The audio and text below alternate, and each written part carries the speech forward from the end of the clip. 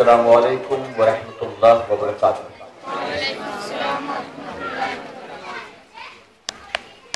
अल्हम्दुलिल्लाह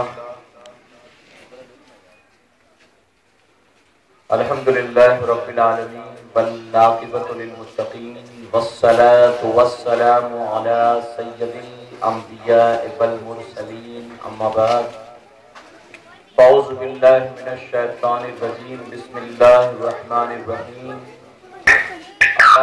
इन्ना औलिया अल्लाहि ला खौफुन अलैहिम वला हुम यहज़नून सदक़ल्लाहु मौलाना अल-अलीयुल अज़ीम व सदक़ा नबियुल अमीनुल मुख्तारुल करीम व नहनु अला ज़ालिका लमिनश शाहिदीन वश-शाकिरीन वल्हम्दुलिल्लाहि रब्बिल आलमीन। बाज़े तौहीद के मतवालों, शमे रिसालत के परवानों, गौसो ख्वाजा और रज़ा के चाहने वालों, आइए सबसे पहले हम और आप निहायत ही अदब और एहतराम के साथ अपने और सारी कायनात के मरकज़ अक़ीदत जनाब मुहम्मद रसूलुल्लाह सल्लल्लाहु अलैहि वसल्लम की बारगाह बेकस पनाह में जिस तरह से मैं आपको पढ़ाऊं, मेरे साथ मिलकर बाआवाज़ बुलंद हदिया गुलामी दुरूद सलाम के अंदाज में पेश करें। पढ़ें अस्सलातु वस्सलामु अलैका या रसूलल्लाह, अस्सलातु वस्सलामु अलैका या हबीबल्लाह, अस्सलातु वस्सलामु अलैका या नबी अल्लाह व अला आलिका व अस्हाबिका या नूर अल्लाह सल्लल्लाहु तआला अलैहि वसल्लम। रब्बे काबा की बारगाह में दुआ है, मौला अपने हबीब साहिबुल औलाद सल्लल्लाहु अलैहि वसल्लम के सदक़े हम तमाम हाज़रीन और सामीन को तू माह रजब के फयूज़ व बरक़ात से भरपूर माला माल फरमा। हमें खैर व आफ़ियत के साथ माह शाबान व माह रमज़ान मुबारक नसीब फरमा और ख्वाजे ख्वाजगा का उतारा मौला को हमें दुनिया और आखिरत दोनों जहां में नसीब फरमा। मेरे प्यारे आका अलैहिस्सलातु तस्लीम के प्यारे दीवानों, तकरीबन 1 घंटा हो चुका इस इज्तिमे का आगाज हुए। साथियों ने मुझे बिठाए रखा था कि कुछ लोग और आ जाएं, इसके बाद मेरी तकरीर शुरू होगी, लेकिन मैं माइक पर आ गया बस इसलिए कि मुमकिन है आपके इंतजार में पुलिस वाले आ जाएं और मुझे बयान का मौका भी सही से न मिल सके। मेरे प्यारे आका के पैजवानों, कल जश्न ख्वाजा गरीब नवाज बड़ाला की सरजमीन पर मनाया गया और इत्तेफाक से कल ही आप जानते हैं कि आईपीएल का फाइनल भी था,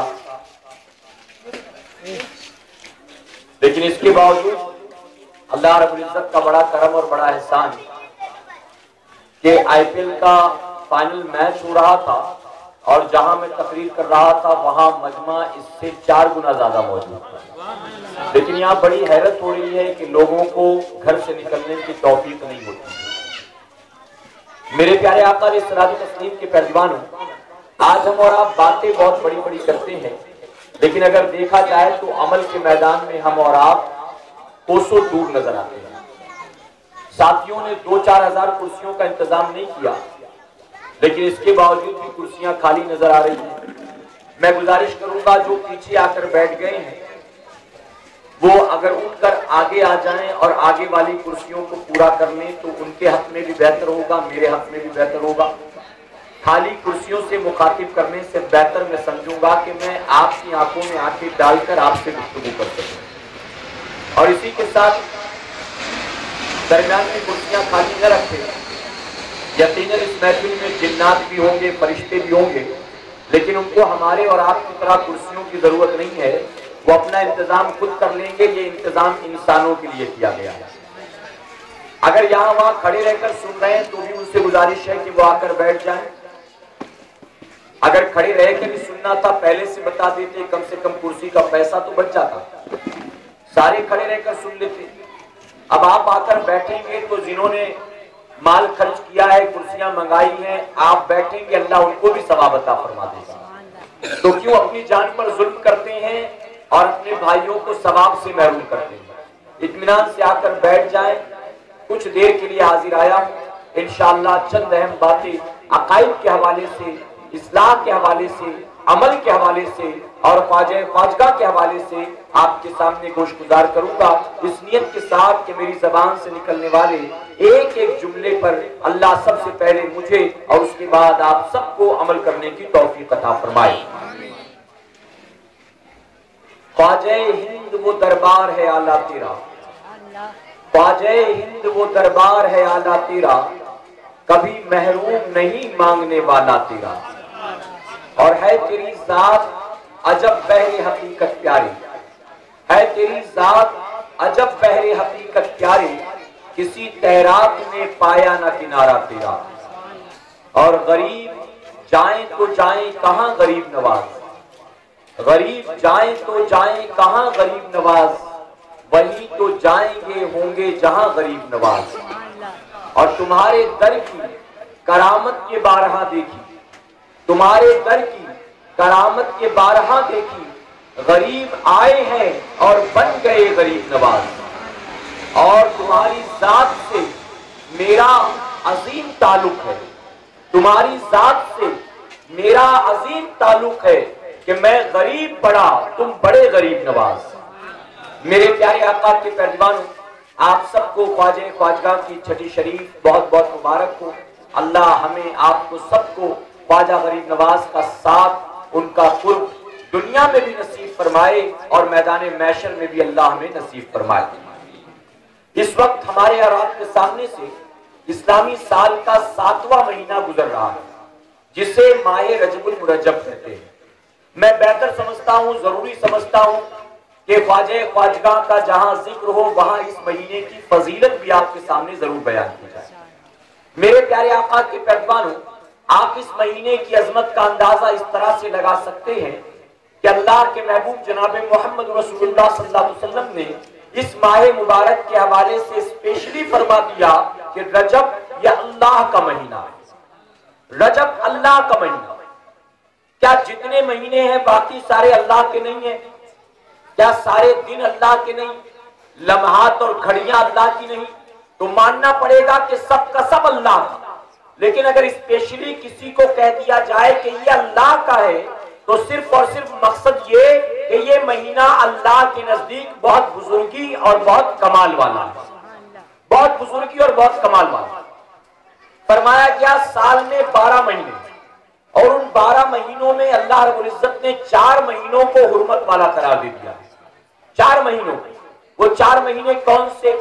एक तो रजबुल मुरज्जब है, और उसके बाद बाकी के 3 महीने जो है वो यके बाद दीगरे तरतीब पर आते हैं, यानी ऑर्डर में आते हैं।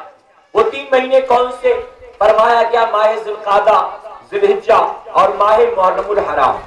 ये 3 महीने जो हैं, और माह रजब, फरमाया गया ये चारों अल्लाह के नजदीक हुर्मत वाले हैं। यहाँ तक कि नबी करीम सल्लल्लाहु अलैहि वसल्लम के ऐलान नबुव्वत से पहले, आका की तशरीफ आवरी से पहले भी अरब के लोग इन 4 महीनों का बहुत एहतराम करते थे। और एहतराम का आलम ये था कि इन 4 महीनों में अगर कोई जंग पहले से जारी होती तो उसको रोक दिया जाता था और किसी नई जंग का आगाज नहीं किया जाता था। और अरब की जंगें आप जानते हैं कितनी मशहूर थी। एक मामूली झगड़ा जो था वो कई नस्लों तक चला करता था, कई नस्लों तक। एक आदमी बिस्तरे मर्ग पर अपने जवान बेटे को बुलाकर कहता था, बेटा फला कबीले वालों ने तुम्हारे परदादा का खून कर दिया था, तुम्हारे दादा ने पूरी जिंदगी तुम्हारे परदादा के खून का बदला लिया, उसके बाद पूरी जिंदगी मैंने तुम्हारे परदादा के खून का बदला लिया। अब मैं दुनिया से रुखसत होने वाला हूं, तुम मुझसे वादा करो कि मेरे बाद तुम पूरी जिंदगी उस कबीले से अपने परदादा के खून का बदला लो। और इतना ही नहीं, बल्कि वो बूढ़ा बाप यहां तक वादा करवाता था अपने जवान बेटे से, बेटे अगर चाहते हो कि मैं इत्मीनान से दुनिया से जा सकूं तो तुम वादा करो कि अपने बाद तुम अपनी औलाद को और वो उनके बाद उनकी औलादों को नसीहत करेंगे कि हम पूरी जिंदगी अपने परदादा के खून का बदला लेंगे। तो इस तरह एक मामूली झगड़ा एक ऊंट किसी और के चारागाह में घुस गया। इस झगड़े को लेकर वो कई कई पुश्तों तक लड़ते थे, लेकिन फरमाया गया इन 4 हुर्मत वाले महीनों में अगर किसी को अपने बाप का कातिल भी मिल जाता तो उसके साथ छेड़छाड़ नहीं करते थे, उसको छोड़ दिया करते, छोड़ देते थे।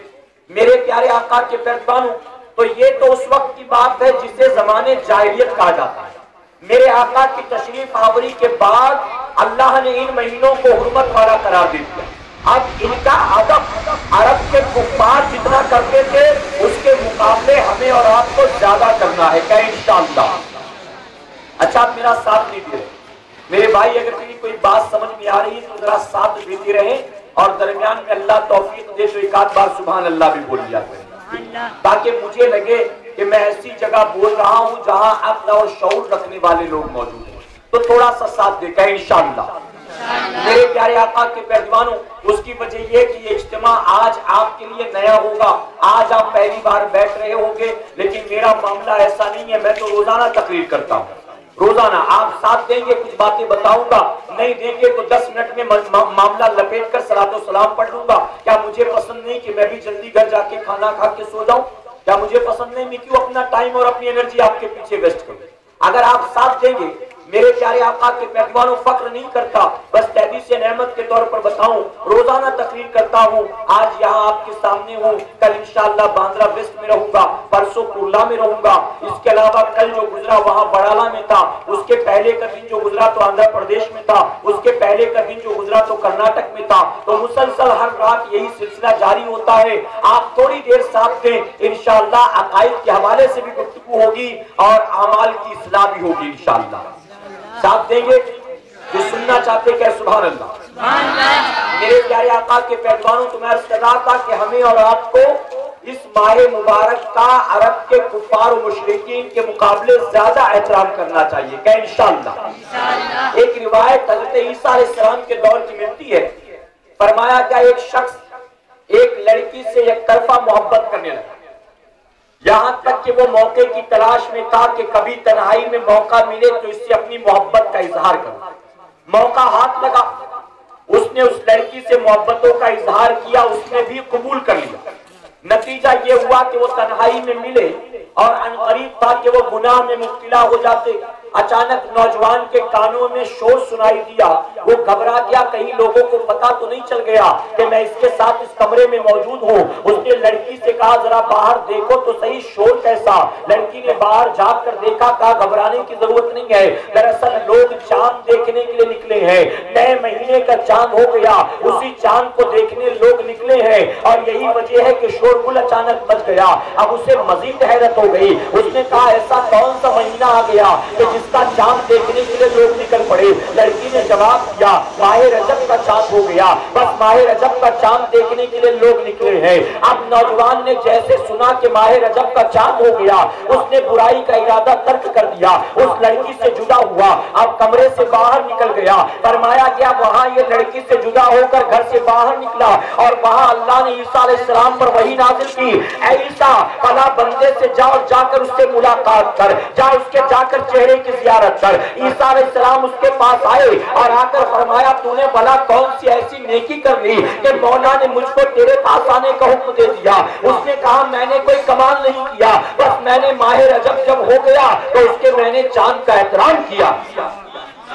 बस इसी चांद का एहतराम करने के बाद मुमकिन है मेरे मौला ने मुझको ये इनाम अता फरमाया। तो मेरे प्यारे आका के पैरवानों, हमें और आपको चाहिए कि हम भी इस पूरे महीने का एहतराम करें इंशाअल्लाह। रजब सिर्फ इस महीने का नाम नहीं, फरमाया गया जन्नत में एक नहर है, उस नहर का नाम भी रजब है।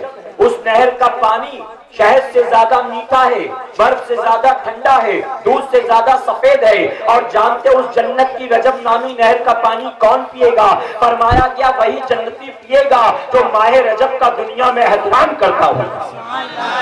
मेरे प्यारे आका के पैरवानों, बुजुर्गान दीन ने इस महीने के हवाले से फरमाया, रजब ये जमीन को तैयार करने का महीना है, रजब ये इबादत के बीज को बोने का महीना है और फरमाया जब माह शाबान आए तो माह शाबान जो है वो रजब में लगाए हुए बीज को सींचने का महीना है। और फरमाते बुजुर्गान दीन कि जो माह रजब में इबादत के बीज बोएगा और माह शाबान में उसको जो है तौबा और इस्तगफार के आंसुओं के जरिए सींचेगा, अल्लाह रब्बुल इज्जत उसको माह रमजान में लहलहाती हुई फसल अता फरमाएगा। नारे तकबीर, नारे रिसालत। इन 2 महीनों में हमें खूब तौबा और इस्तगफार भी करना है, इबादत की कसरत भी करनी है इंशाअल्लाह। खूब जिक्र इलाही करें, खूब अल्लाह की बारगाह में तौबा और इस्तगफार करें। किसी नई बुराई नए गुनाह में मुब्तला होना दूर की बात, अगर कोई किसी तरह की बुराई में मुब्तला हो तो इस माह मुबारक में सच्चे दिल से अल्लाह की बारगाह में तौबा करें। और मैं जहां नई बुराई नए गुनाह की बात करता हूं, इससे मुराद जानते हो क्या? ये नहीं कह रहा हूं कि कोई शराबी नहीं था इस महीने में शराब पीना शुरू कर देगा, कोई झूठ नहीं बोलता था इस महीने में झूठ बोलना शुरू कर देगा, किसी का अपना अच्छा खासा हलाल रोजी का जरिया था अब इस महीने में सूद का कारोबार शुरू कर देगा। इससे मुराद ये नहीं है, बल्कि मैं अर्ज करना चाहता हूँ अगर कोई पहले से किसी बुराई में मुब्तला हो उसे चाहिए सच्चे दिल से तौबा कर ले और किसी नए गुनाह में हरगिज कोई मुब्तला ना हो। और नए गुनाह से मुराद ये अब तय कर लो, फिल्में एक से एक अच्छी से अच्छी रिलीज होंगी, गाना कितना हिट क्यों ना होगा, स्टोरी कितनी अच्छी क्यों ना होगी, लेकिन माह रजब का चांद हो गया, अब मुसलमान हरगिज किसी फिल्म की तरफ नहीं जाएगा इंशाअल्लाह।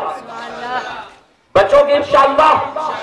अल्लाह का महीना है, हरगिज अल्लाह की नाराजगी मोल मत लेना, परवरदिगार की नाराजगी मोल मत लेना, वरना दुनिया और आखिरत अपने हाथों से दोनों बर्बाद कर लो। मेरे प्यारे आका के पैगंबरों, हम माह रमजान के चांद की फिक्र करते, माह रजब के चांद की फिक्र कौन करता?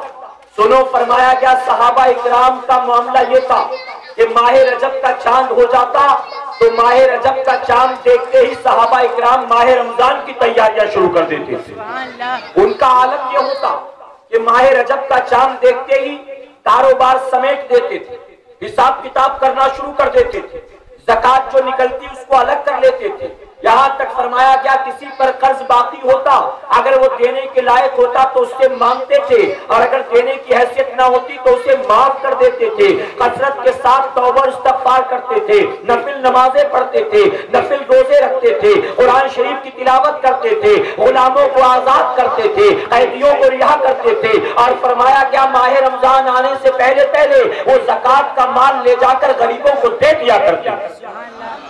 हम और आप भी ज़कात निकालते हैं, हम और आप भी माह रमजान की तैयारी करते हैं, लेकिन हमारी तैयारी का मामला जुदा होता है। हम तैयारी कैसे करते? माह रमजान आने से पहले हम खजूर खरीद के रख लेते हैं, माह रमजान आने से पहले अपना बीवी बच्चों का कपड़ा सिलवा लेते हैं। हम इसलिए करते कि माह रमजान में कपड़ा महंगा हो जाएगा, माह रमजान में टेलर कपड़ा सिलने के लिए लेगा नहीं, तो हमारी तैयारी का मामला जुदा।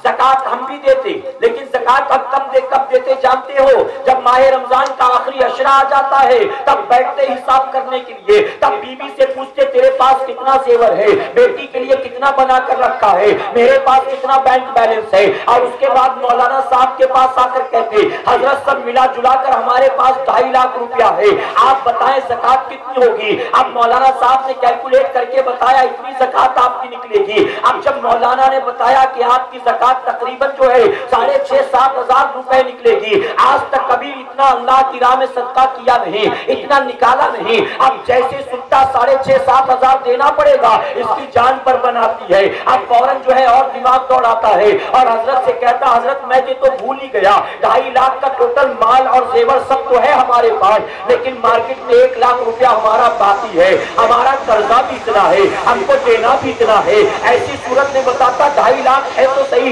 लेकिन 3 लाख देना भी है। अब मौलाना कहते जब ऐसी सूरत है कि 2.5 लाख तेरे पास से देना 3 लाख है तो तुझे कुछ निकालने की जरूरत नहीं है। अब खुश होकर मुस्कुराता हुआ अपने घर आता है, ये सोच कर के मैं तो डर गया था 6,500 निकालना पड़ेगा, अल्लाह का एहसान है कि पूरा का पूरा बच गया, अब निकालने की कोई जरूरत नहीं है। और अगर किसी को निकालना भी पड़ा तो आखिरी अशरे में वो निकाल कर किसी गरीब और यतीम को देता है। ऐ मुसलमानों, मैं ये कहना चाहूंगा आप आखिरी अशरे में ज़कात निकाल कर मुस्तहिक को ना दिया करो, बल्कि रमजान शरीफ आने से पहले जैसे अपने घर में सहरी और इफ्तारी की तैयारियां करते हो, कपड़े बीवी बच्चों के और अपने बना लेते हो, ईद की तैयारियां कर लेते हो, अगर इसी तरह माह रमजान का चांद होने से पहले आपने ज़कात निकाल कर किसी मुस्तहिक तक पहुंचा दिया तो यकीनन आपके पैसे से वो भी अपनी सहरी का सामान खरीद सकेगा, वो भी इफ्तारी का इंतजाम कर सकेगा, वो भी अपने लिए अपने बीवी बच्चों के लिए कपड़े बना सकेगा। अब हम रमजान शरीफ में क्यों देते हैं जानते हो?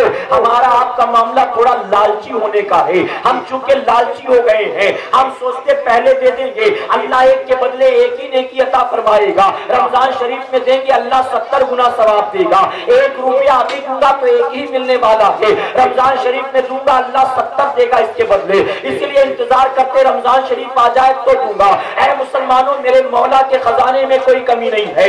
आप माह रमजान में नहीं, अगर खुलूस और लिल्लाहियत के साथ आप सिर्फ गरीबों की मदद की नियत से, अल्लाह को राजी करने की नियत से साल भर सदका खैरात करते रहो, अल्लाह के खजाने में कोई कमी नहीं है। वो पूरे साल आपको 1 के बदले 70 का सवाब अता फरमाएगा। और मैं कहता, मेरे आका ने खुद फरमाया, जब कोई मुसलमान नेकी की नियत करता है तो नियत करते ही अल्लाह उसके काम के करने का उसे सवाब अता फरमा देता है। और आगे फरमाते हैं, अगर वो काम कर गुजरता है तो फिर ये अल्लाह के जिम्मे करम पर है, अल्लाह चाहे उसको 10 गुना सवाब दे, चाहे 70 गुना सवाब दे, चाहे 700 गुना सवाब अता फरमाए। और ये रमजान शरीफ से रिलेटेड नहीं है, ये पूरे साल भर का मामला है, पूरी जिंदगी का मामला है। अगर मौला की रजा की नियत से आज भी दोगे, अल्लाह के खजाने में कोई कमी नहीं, वो आज भी आपको 70 गुना सवाब अता फरमाए। तो रमजान शरीफ आने से पहले ज़कात निकाल कर मुस्तहिक तक पहुंचाओगे इंशाअल्लाह। मेरे प्यारे आका के प्यारे दीवानों, अब एक और अहम बात अमल के हवाले से सुने। फरमाया गया, जो माह रजब में अल्लाह की रजा के लिए 1 रोजा रखता है, अल्लाह रब्बुल इज्जत उसको 1000 रोजों का सवाब अता फरमाता है। और फरमाया गया, जो बंदा माह रजब में अल्लाह की रजा के लिए 3 रोजे रखता है, अल्लाह रब्बुल इज्जत उसके अगले पिछले 3 साल के गुनाहों को माफ फरमा देता है। रखेंगे इंशाअल्लाह। 1 बताया तो जोर से सुभान अल्लाह आपने कहा, 3 बताया तो थोड़ा स्लो हो गए।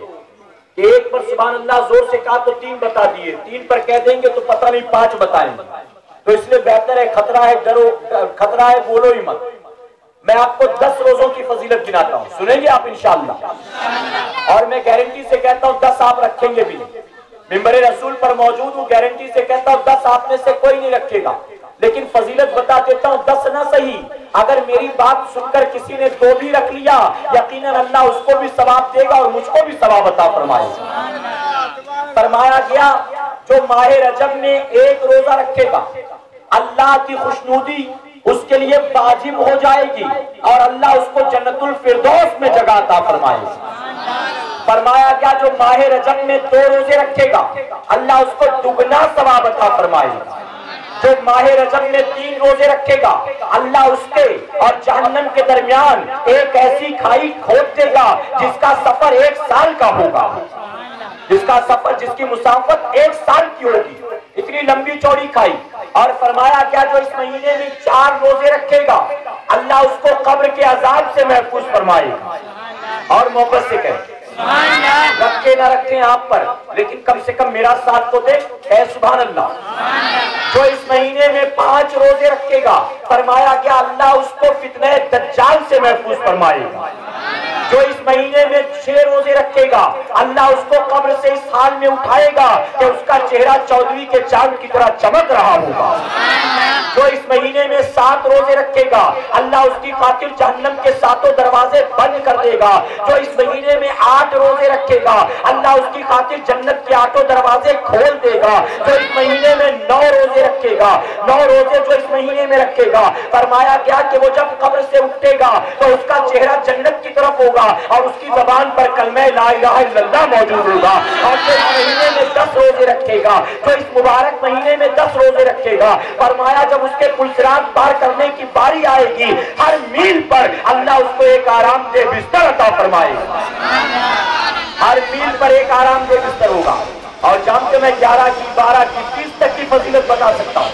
लेकिन 30 तक पूरी नहीं बताऊंगा। एक फजीलत और बताऊंगा, जो इस महीने में फरमाया गया 19 रोजे रखेगा। कितने? 19 जो इस महीने में 19 रोजे रखेगा, फरमाया गया अल्लाह उसको जन्नत में आदम अलैहिस्सलाम और इब्राहिम अलैहिस्सलाम के पड़ोस में महल अता फरमाएगा। और वो जब भी वहां से गुजरेगा अल्लाह के नबियों को सलाम करेगा और अल्लाह के नबी उसके सलाम का जवाब अता फरमाएगा। अब बताओ, जन्नत में नबियों का पड़ोस, इससे बड़ा कोई इनाम हो सकता है? नहीं। आप दुनिया में भी घर खरीदते हैं तो देखते सोसाइटी अच्छी होनी चाहिए, अड़ोस पड़ोस अच्छा होना चाहिए। बताइए है कि नहीं? अगर किसी मुसलमान को ऑफर मिले कि लाल बाग में 3 लाख रुपए में फ्लैट मिल रहा है, लेगा वो? लेगा नहीं, कहेगा लाल बाग में 3 लाख में क्या, 1 लाख में मिले तो भी नहीं लूंगा, क्योंकि वहां मुसलमान नहीं रहते, मुसलमानों की लोकेलिटी नहीं है, मुसलमानों की सोसाइटी नहीं है। 3 के बदले 5 भी खर्च हो तो चलेगा। नारायण नगर में लो, वहां मुसलमान ज्यादा है। चिराग नगर में लो, वहां मुसलमान ज्यादा है। कल दंगे फसाद होंगे, अपने इलाके में महफूज रहेंगे। लाल बाग में होंगे, 3 के चक्कर में मारे जाएंगे। कोई लेगा? तो हर आदमी देखता सोसाइटी अच्छी हो। बच्चा कॉलेज जाता है तो लोग देखते कि अच्छों के साथ उठता बैठता है कि नहीं, अच्छे दोस्त अहबाब में रहता है कि नहीं। तो हर आदमी ये चाहता है पड़ोस अच्छा हो, संगी साथी अच्छे हो, करीब रहने वाले लोग अच्छे हो। ऐ मुसलमानों, उससे अच्छे पड़ोसी किसके होंगे? जिसको अल्लाह जन्नत में नबियों का पड़ोस अता फरमाए। और अगर अल्लाह तौफीक दे, देखिए आप वैसे भी आप जानते कि इस महीने की 6 तारीख को जो गुजर चुकी, 6 तारीख को पाकिस्तान और हिंदुस्तान के रहने वाले खुश अकीदा सुन्नी मुसलमान ख्वाजा ख्वाजा का उर्से पाक मनाया करते हैं।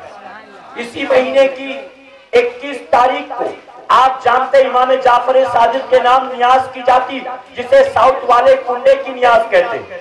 आप जानते इसी महीने की 27 तारीख को अल्लाह ने अपने महबूब जनाबे मोहम्मद रसूलुल्लाह सल्लल्लाहु अलैहि वसल्लम को वो मकामे बुलंद मेराज की शक्ल में अता फरमा दिया जो आपसे पहले किसी नबी को मैसर नहीं आया।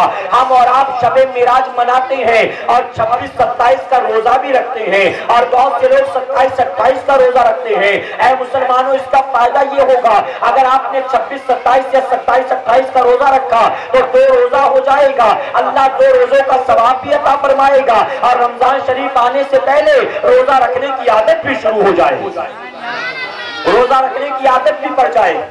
अगर अल्लाह तौफीक दे तो आप हर महीने 13, 14 और 15 तारीख का रोजा रखा करें, कहें इंशाअल्लाह।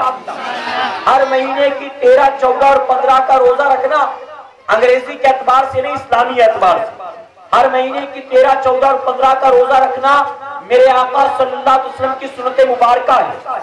मेरे प्यारे आका के पैदवानों फरमाया गया, जो हर महीने की 13 को रोजा रखता है अल्लाह उसको 10,000 नेकियां अता फरमाता है। जो हर महीने की 14 तारीख को रोजा रखता है अल्लाह उसको 30,000 नेकियां अता फरमाता है। और जो हर महीने की 15 तारीख को रोजा रखता है अल्लाह उसको 1 लाख नेकी अता फरमाता है। तो अगर किसी ने 13, 14, 15 का रखा तो अल्लाह उसको 1,40,000 नेकी अता फरमाएगा। और 1,40,000 नेकी का क्या कहना? ऐ मुसलमानों, कयामत के दिन इंसान एक एक नेकी को तरसेगा, एक एक नेकी को पछताएगा, रोएगा, आंसू बहाएगा, लोगों के सामने गिड़गिड़ाएगा, यहाँ तक कि अंबिया के पास मदद हो जाएगा। एक नेकी तलाश करेगा लेकिन मुश्किल होगा उसको पाना। ऐ मुसलमानों, अल्लाह ने जिंदगी दी, उसका बड़ा एहसान है। कल पछताओगे, कुछ हाथ न लगेगा। आज अल्लाह ने मोहलत दी है, आज जितना मुमकिन हो अल्लाह को राजी करो और नामे अमाल में नेकियों का इजाफा करवाते रहो। कहो इंशाअल्लाह, जितना हो सके नेकियां जमा करो। जानते हो कयामत का दिन एक नेकी का हाल क्या होगा? वो जगह जहां बाप बेटे के काम नहीं आएगा, माँ बेटी के काम नहीं आएगी, शौहर बीवी के काम नहीं आएगा, हमारा दोस्त हमारी दोस्ती हमारी मोहब्बत में दूसरों से लड़ता झगड़ता था, गाली गलौज करता था, अपना पैसा खर्च करके हमें फिल्में दिखाता था, हमें चाय पिलाता था, कभी खाना खिलाता था, कभी कहता मैं अकेले जा रहा हूं, चल कंपनी देगा क्या, अपने साथ घुमाता फिराता था। ऐ मुसलमानों, कयामत के दिन वो दोस्त भी दुश्मन बन जाएगा, हरगिज़ वो काम नहीं आएगा, ना कोई रिश्तेदार ना कोई संगी साथी काम आएगा। यहाँ तक फरमाया गया, बाप बेटे को देखेगा रास्ता बदल देगा, शौहर बीवी को देखेगा दामन झटक देगा, माँ बेटी को देखेगी फौरन चेहरा फेर लेगी। आका ने यहाँ तक फरमा दिया, जमीन पर एक मियाँ बीवी कई साल तक साथ साथ रहे होंगे, जब कयामत के दिन दोनों की आपस में मुलाकात होगी, बीवी शौहर का दामन पकड़ लेगी और कहेगी मेरे शौहर नामदार, तूने मुझे पहचाना, मैं इतने साल तक तेरे निकाह में थी, तूने मेरी हर खुशी का ख्याल रखा है, तूने मेरे सारे हक अदा कर दिए हैं, मैंने जो चाहा तूने मुझे खिलाया है, मैंने जो मांगा तूने मुझे पहनाया है, मैंने जहाँ की डिमांड की तूने मुझे वहाँ घुमाया फिराया है, तूने कभी मेरी आंखों में आंसू ना आने दिए, तूने मेरी हर खुशी का ख्याल रखा। आज मैं तुझसे बस एक नेकी मांगती हूँ, आज अगर तू मुझको एक नेकी दे देगा मैं जहन्नम में जाने से बच जाऊंगी। हदीस मुबारका में आया, जब बीवी अपने शौहर से एक नेकी मांगेगी, शौहर दामन झटक देगा और बेसाख्ता कहेगा, ऐ औरत क्यों खामखा मेरे गले पड़ती है, मैंने तुझे जमीन पर पहले कभी देखा ही नहीं था, तो बीवी होने की बात करती है, अरे मैंने तुझे तो पहले कभी देखा ही नहीं था। ऐ मुसलमानों, शौहर इनकार कर देगा बीवी के बीवी होने का।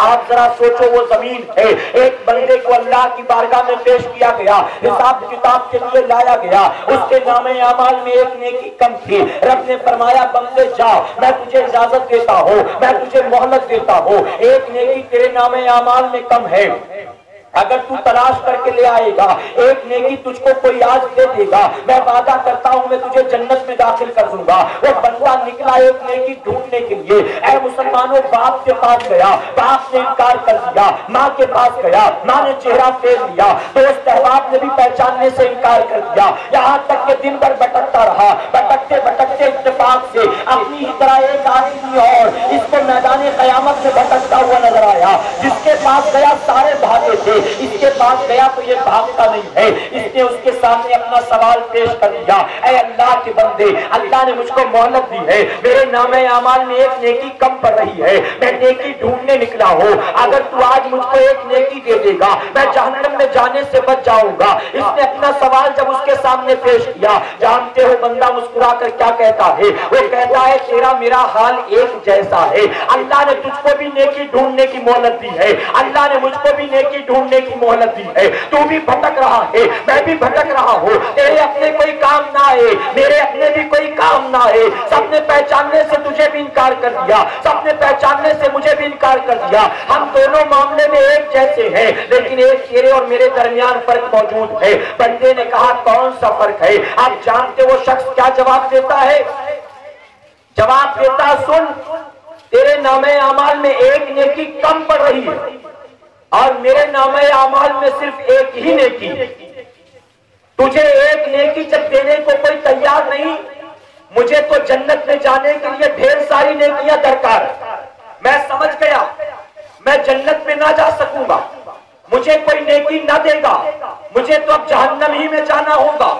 कोई बात नहीं, मैं जहन्नम में जाने को तैयार, मेरी बदआमालियां आज मुझको जहन्नम में पहुंचा कर रहेंगी, मैं चला जाता हूं, लेकिन अपनी ऐसे एक नेकी को लेकर मैं क्या करूंगा? ले मेरी एक नेकी तू ले ले, कम से कम मेरी नेकी तेरे तो काम आ जाएगी। मैं तो जहन्नम में जाता हूँ, तू तो कम से कम जन्नत में चला जाएगा। ये कहकर उसने अपनी एक नेकी उसके हवाले कर दी।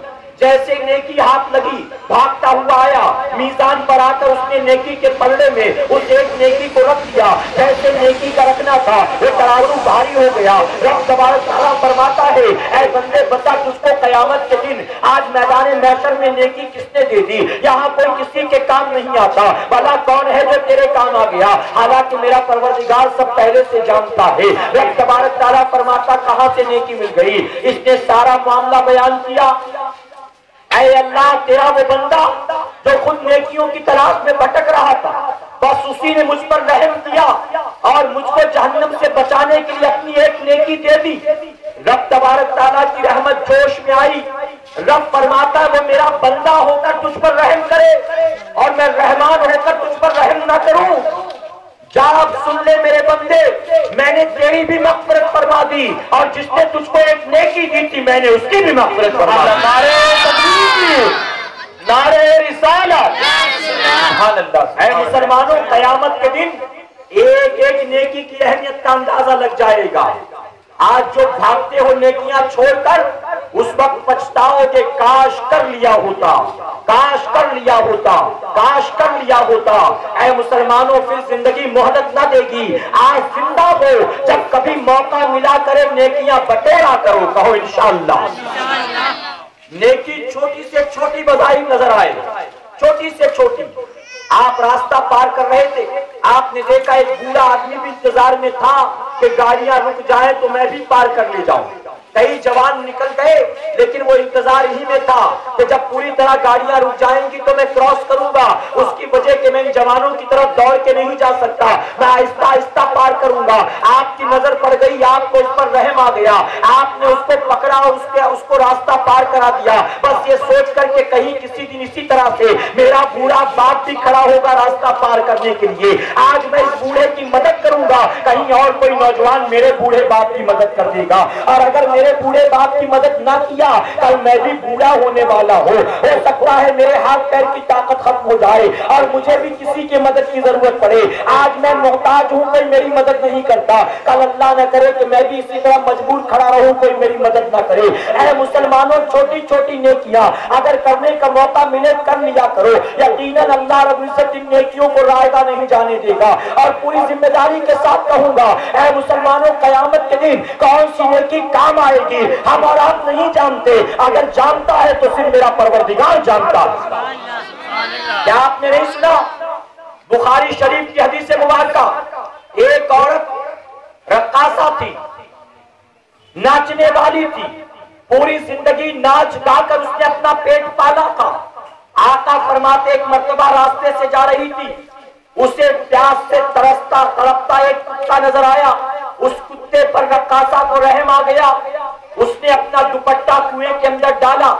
जब उसमें पानी जज्ब हो गया, दुपट्टे को बाहर निकाला, निकाल कर उसने उस कुत्ते के मुंह में पानी निचोड़ा, यहाँ तक कि उसकी सांसें थम गई। उसकी सांसें जो रुकने वाली थी फिर सही से चलने लगी। वो कुत्ता उठा, आहिस्ता आहिस्ता चलने लगा अपने कदमों पर। उस औरत ने वो औरत मुस्कुरा कर आगे बढ़ गई, ये सोच करके चलो जिंदगी में आज पहली मर्तबा मैंने कोई नेकी का काम कर लिया।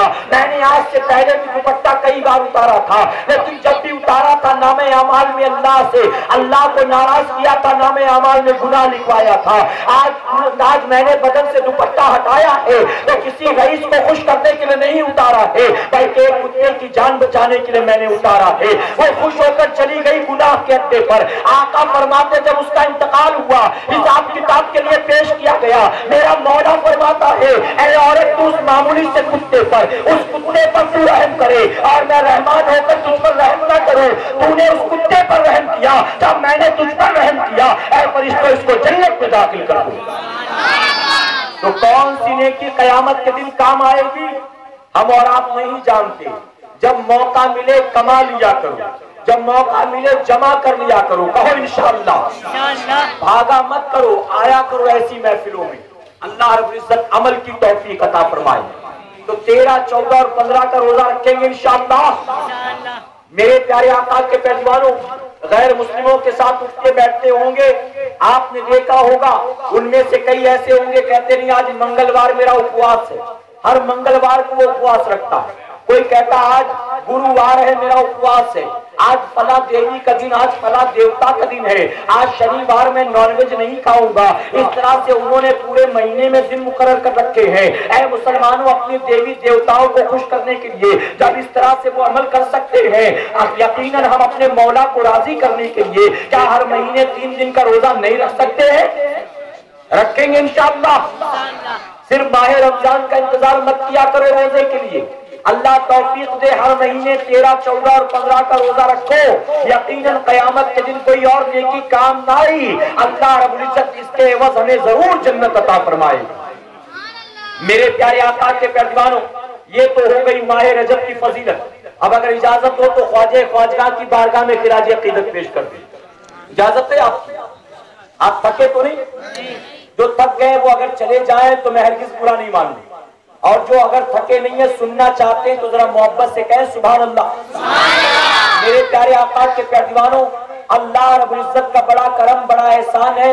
अल्लाह रब्बुल इज्जत ने हमें और आपको उस जमात में पैदा किया जो जमात औलिया अल्लाह से मोहब्बत करने वाली है। अल्लाह ने उस जमात में पैदा किया जो गौसे आजम को मानते हैं, जो इमाम हुसैन को मानते हैं, जो ख्वाजा गरीब नवाज को मानते हैं, जो बरेली के ताजदार इमाम अहमद रजा खान फाजले बरेलवी को मानते हैं। अल्लाह का बड़ा एहसान है, अल्लाह ने हमें उस जमात में पैदा किया जो वारिस पाक को मानते हैं, साबिर कलगरी को मानते हैं, मखदूम की चौचा को मानते हैं और मखदूम मानवी से मोहब्बत करते हैं। अल्लाह का एहसान। मेरे प्यारे आका के कहते सबसे पहले एक ऐतराज का जवाब दूंगा। एक ऐतराज हमसे आज ये बातिल अकायद वाले पूछते हैं कि ये वलियों का जो तुम उर्स मनाते हो ये कहां से साबित, ये जो ख्वाजा गरीब नवाज का उर्स मनाते हो कहां कुरान में लिखा है, किस हदीस शरीफ से इसका सबूत मिलता है? ये जो तुम आला हज़रत अज़ीमुल बरकत का उर्स मनाते हो, दीगर औलिया अल्लाह का उर्स मनाते हो, ये कुरान और हदीस की किस आयत से साबित है, किस हदीस से साबित है? प्रूव करो। तो मैं सबसे ये पहले कहना चाहूंगा कि हमारे बुजुर्गों ने अल्हम्दुलिल्लाह कुरान और हदीस की रोशनी में सिर्फ उर्स का सबूत नहीं दिया, बल्कि अकायद अहले सुन्नत या मामलात अहले सुन्नत से रिलेटेड जितनी चीजें हैं हमारे उलमा ने हर एक चीज का बेहतर अंदाज में जवाब अता फरमाया। जितने भी मामला उर्स ही का मसला नहीं। अगर कोई कहे ये नजर नियाज करना कहां से साबित, हमारे बुजुर्गों ने इसको भी कुरान और हदीस से साबित किया। अगर कोई कहे ये मजार पर जाना कहां से साबित, ये खड़े होकर सलातो सलाम पढ़ना कहां से साबित, ये फातिहा करना कहां से साबित, ये वलियों के नाम महफिल सजाना कहां से साबित? ऐ मुसलमानों, जितने एतराजात थे हमारे उलमा ने हवा में बात नहीं की, हर एतराज का जवाब कुरान और हदीस की रोशनी में दिया। लेकिन इसके बावजूद आप जानते हैं कि वो जवाब मिलने के बाद खामोश होकर बैठे नहीं, मुतमईन होकर बैठे नहीं, बल्कि आज भी वही चीजें वो पूछा करते हैं। और हद तो ये है कि पूछने के लिए सवाल वो उलमा के पास नहीं जाते, बल्कि बेपढ़े लिखों को तलाश करते हैं, सिर्फ रस्म रिवाज वाले सुन्नियों को ढूंढते हैं, सिर्फ जुमेरात मजार पर जाने वाले सुन्नी को ढूंढते हैं। वो सवाल किसी आलिम से नहीं पूछते, बल्कि सवाल के लिए बेपढ़े लिखे सुन्नी को तलाश करते। ऐ सरकारे मदीना के मेहमानों, मैं अर्ज करना चाहूंगा पूरी जिम्मेदारी के साथ, तुम्हें जिन जिन बातों पर एतराज है हमारे बुजुर्गों ने हर एतराज का जवाब दे रखा है। इसलिए मैं कुरान और हदीस से साबित नहीं करता कि उर्स मनाना कहां से साबित है, बल्कि मैं यहाँ एक अकली दलील दूंगा आसानी के साथ जो आपकी अक्ल में समा जाए। एक मतलब पूरा मजमा मोहब्बत से दुरूद शरीफ पढ़ ले।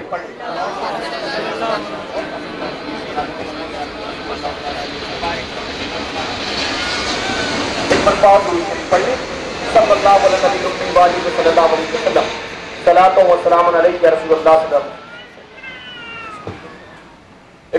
शरीफ पढ़ लें आप। अल्लाह रब्बुल मोहम्मद सल्लल्लाहु अलैहि वसल्लम नाम इबादों का आपने 2 बार दुरूद शरीफ पढ़ा ताक अदद पूरी हो जाए। एक बार और दुरूद शरीफ पढ़ लें। सल्लल्लाहु अलैहि वसल्लम सलातो व सलाम अलैहि या रसूलुल्लाह सल्लल्लाहु। तो मैं अर्ज कर रहा था कि लोग पूछते हैं उर्स मनाना कहां से साबित, ऐसा सबूत दूंगा कि सारे के सारे लोग आसानी से समझ जाएंगे। मेरे प्यारे आका के पैगंबरों, इस साल आप जानते हैं ख्वाजा गरीब नवाज रज़ी अल्लाह अन्हु का 800 सालाना उर्स मनाया गया। कितने साल हो गए? 800 साल। तो इससे तो ये बात प्रूव हो गई कि सबसे पहले उर्स ख्वाजा गरीब नवाज का बंबई वालों ने नहीं मनाया, बरेली वालों ने नहीं मनाया, इमाम अहमद रजा खान फाजले बरेलवी ने नहीं मनाया, बल्कि सबसे पहले उर्स उन्होंने मनाया जो 800 साल पहले थे। और 800 साल पहले कौन थे? तो मानना पड़ेगा कि 800 साल पहले वो थे जिन्होंने ख्वाजा गरीब नवाज को अपने माथे की निगाहों से देखा था। 800 साल पहले वो थे जिन्होंने ख्वाजा के हाथ पर इस्लाम कबूल किया था।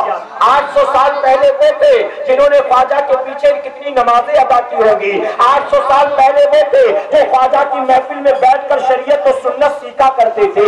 800 साल पहले वो थे जो ख्वाजा की क़यादत में बाजमात नमाजें अदा करते थे।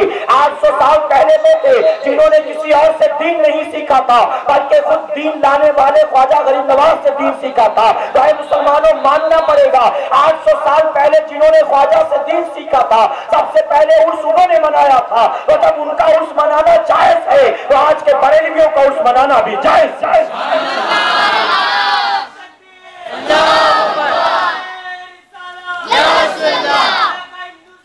ये जो एतराज करने वाले, ये जो उंगलियां उठाते हैं, इनकी हिस्ट्री देखो। इनको पैदा हुए 150-200 साल हुए होंगे मैक्सिमम।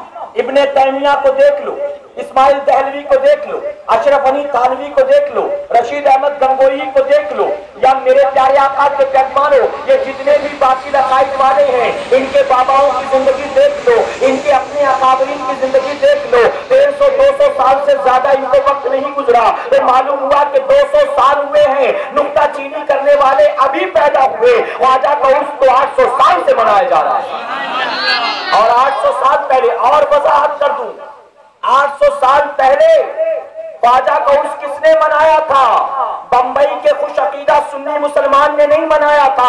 800 साल पहले ख्वाजा गरीब नवाज का उर्स पाक जो है बख्तियार काकी ने मनाया था, सूफी हमीदुद्दीन नागौरी ने मनाया था, ख्वाजा निजामुद्दीन औलिया ने मनाया था, महबूब इलाही ने मनाया था। ऐ मुसलमानों, उन्होंने ख्वाजा का उर्स सबसे पहले मनाया था जिन्हें अल्लाह ने मकाम विलायत अता फरमाया। नारे तकबीर, नारे रिसालत, मसलक के आला हजरत, जश्न ख्वाजा गरीब नवाज।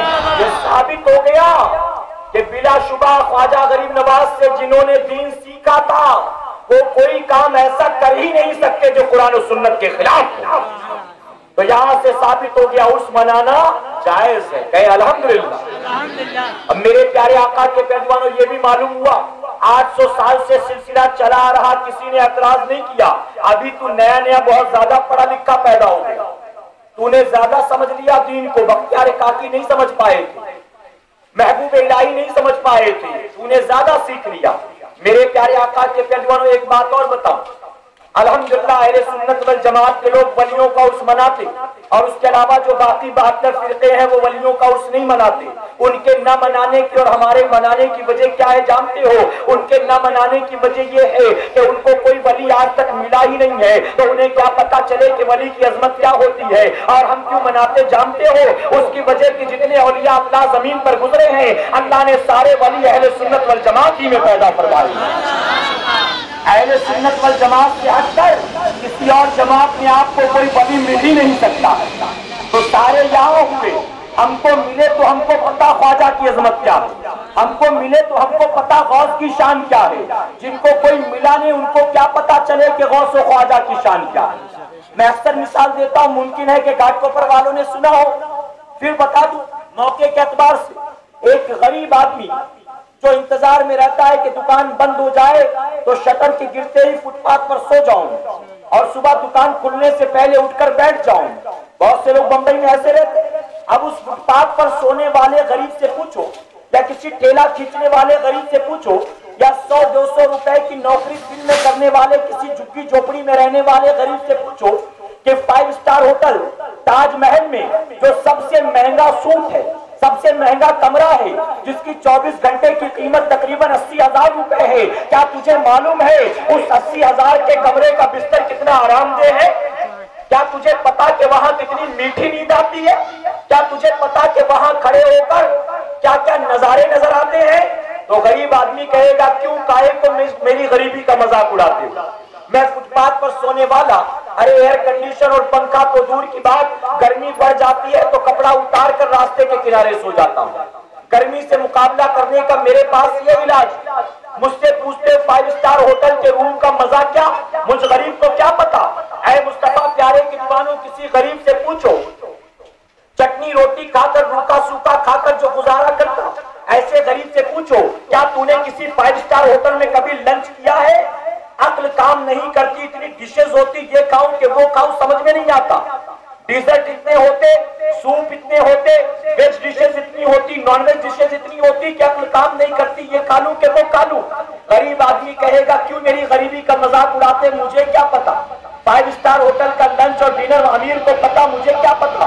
है मुसलमानों से ये मिसाल समझाने के लिए थी, जिस तरह से फुटपाथ पर रहने वाला, झुग्गी झोपड़ी में रहने वाला, एक रूखी सूखी खाकर गुजारा करने वाला गरीब आदमी 5 स्टार होटल के मजे का अंदाजा नहीं लगा इसी तरह से ये बाकी अकाइद वाले जिनको एक भी वली मिला ही नहीं, ये भी वलियों की अजमत का अंदाजा नहीं लगा सकते।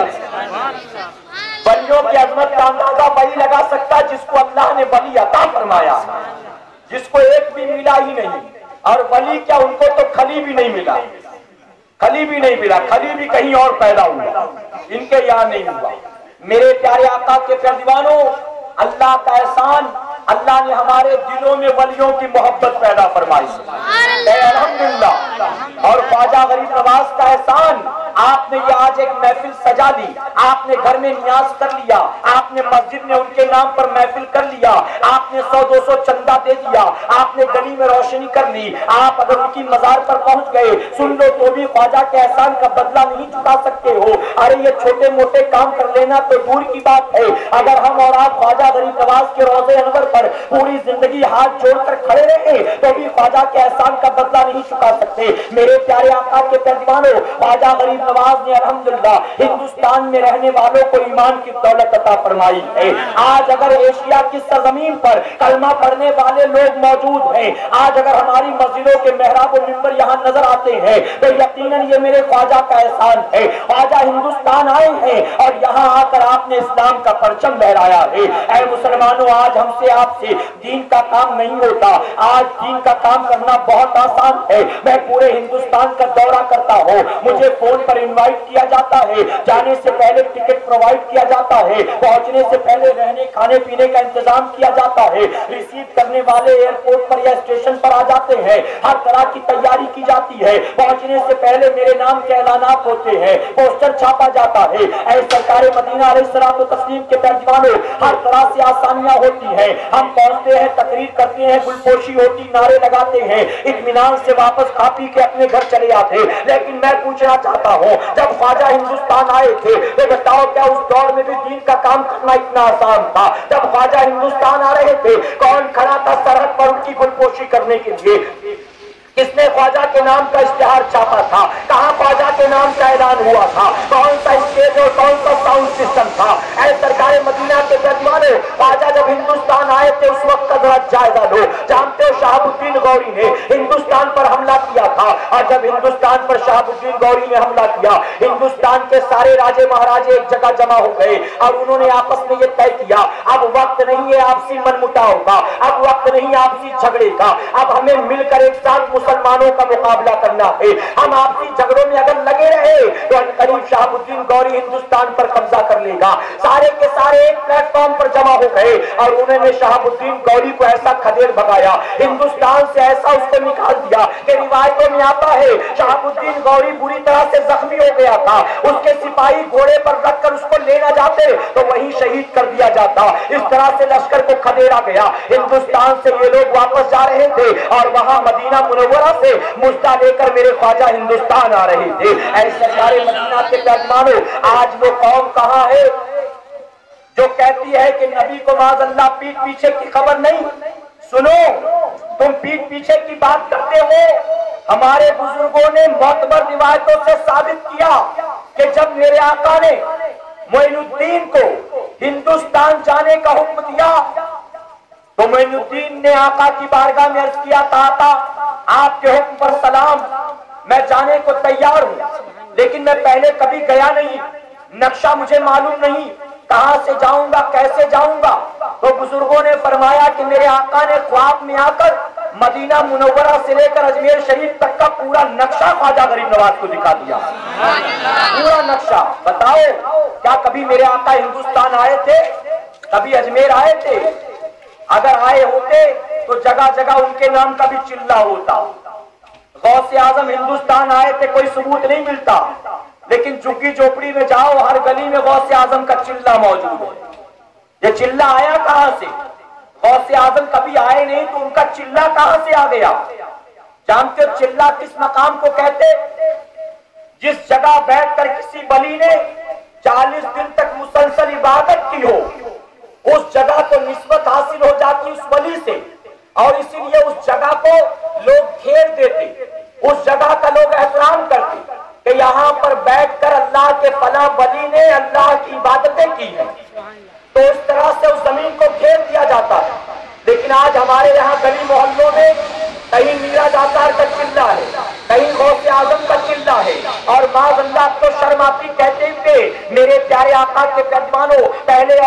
न जाने किसकी किसकी हाजिरी आती थी। अब तो हमारी अपनी गलियों में कई औरतें ऐसी मिल जाएंगी माअज़ल्लाह जिनको गौसे आजम की हाजिरी आती है, और कई औरतें तो ऐसी जिनको मौला अली की हाजिरी आती है। माअज़ल्लाह मौला अली की हाजिरी इसको आती है। अल्लाह अकबर। पूछो तो कलमा नहीं आता होगा, लेकिन मौला अली जरूर आते हैं। शर्म नहीं आती, बदनाम करती है गौसे आजम को, शर्म नहीं आती। अरे गौसे आजम रज़ियल्लाहु अन्हु किसी गैर महरम को देखना तो दूर की बात, ये कहें कि गौसे आजम इसके ऊपर सवार हो गए हैं, माज़ल्लाह। बदनाम करती कि नहीं करती? मेरे प्यारे आका के पैजवानों, बैठ मेरा ये मौजू नहीं, किसी और मौके पर इसकी वजाहत करूंगा। ये हाजिरी का आना, ये ढोंग क्या है मैं बताऊंगा इंशाअल्लाह। फरमाया गया, मेरे आका ने अजमेर शरीफ तक का पूरा नक्शा बता दिया, और जानते क्यों बता दिया? उसकी वजह कि अल्लाह ने अपने हबीब को सारी कायनात के लिए रहमत बनाकर भेजा। वो रहमतुल लिल आलमीन है, उनसे कोई चप्पा छुपा नहीं है। अल्लाह ने रहमत बनाकर भेजा तो महबूब के लिए अल्लाह ने सारे पर्दे भी उठा दिए। क्या आपको वो हदीस शरीफ याद नहीं? मेरे आका नमाज से फारिग होते थे तो आप दाहिनी तरफ घूमकर दुआ फरमाते थे, किबले से घूमकर आप इस तरफ होकर दुआ करते थे। सहाबा इकराम ने अर्ज़ किया, या रसूलल्लाह सल्लल्लाहु अलैहि वसल्लम, ऐ आका नमाज के वक्त चेहरा खाने काबा की तरफ होता है, लेकिन दुआ के लिए दाहिनी तरफ क्यों घूम जाते हैं? तो आका ने उस वक्त फरमाया था, ऐ मुसलमानों, 1450 साल पहले की बात है, अभी ख्वाजा आए नहीं थे, अभी बरेली का वजूद नहीं था, अभी इमाम अहमद रजा खान फाज़ले बरेलवी भी नहीं आए थे, लेकिन 1450 साल पहले आका ने फरमा दिया, इस तरफ हिंद है और हिंद से मुझे वफा की खुशबू आती है। आका ने 1450 साल पहले फरमाया। और कोई ये ना कहे कि आज के बरेलवी मनगढ़ंत रिवायतें बयान करते, मैं आज कह रहा हूं, लेकिन आका की सदी शरीफ को पढ़ने के बाद शायर मशरिक डॉक्टर इकबाल ने खुद भी कहा था, मीरे अरब को आई ठंडी हवा जहां से, मीरे अरब को आई ठंडी हवा जहां से, मेरा वतन वही है, मेरा वतन वही है। डॉक्टर इकबाल तो बरेलवी नहीं है ना, डॉक्टर इकबाल तो बरेली शरीफ के नहीं है ना, उन्होंने तो ऑक्सफोर्ड यूनिवर्सिटी में तालीम हासिल की, फ्रीडम फाइटर हैं, सारे जहां से अच्छा हिंदुस्तान हमारा उन्होंने लिखा। तुम इमाम अहमद रजा को तो इनकार कर सकते हो मानने से, लेकिन इसी हदीस मुबारका को अपने अशार में डॉक्टर इकबाल ने लिखा, क्या बताओ तब भी नहीं मानोगे? मेरे प्यारे आका के पैजवानों, आका को यहां से खुशबू क्यों आती थी? यहाँ तो मस्जिदें भी नहीं थी, मीनार भी नहीं था, मजार भी नहीं था, कलमा पढ़ने वाले भी नहीं थे, लेकिन आका को खुशबू क्यों आती थी? नबी की निगाहें ग़ैबता देख रही थी। एक वक्त यकीनन ऐसा जरूर आएगा, ये मक्के और मदीने वाले कलमा पढ़कर भी मेरे बागी हो जाएंगे, मेरे गद्दार हो जाएंगे, लेकिन वही हिंदुस्तान होगा जहाँ लाखों की तादाद में मेरे चाहने वाले मौजूद होंगे। आका की निगाहें ग़ैबता देख रही थी, यही हिंदुस्तान होगा जहां मेरा नवासा मोइनुद्दीन जाने वाला है, यही हिंदुस्तान होगा। आज अगरचे यहाँ हिंदुओं का गलबा है, लेकिन कल वो दिन आएगा कि यहाँ अल्लाह के बेशुमार औलिया आराम कर रहे होंगे। यही इमाम अहमद रजा पैदा होने वाले हैं और यहीं पर साबिर कलियरी पैदा होने वाले हैं। 1450 साल पहले मेरे आका ने बता दिया, इस रास्ते पर हिंद है और हिंद से मुझे वफा की खुशबू आती है। और अल्हम्दुलिल्लाह ए मुसलमानों, आज बताओ हम वफादार यहाँ मौजूद हैं कि नहीं है?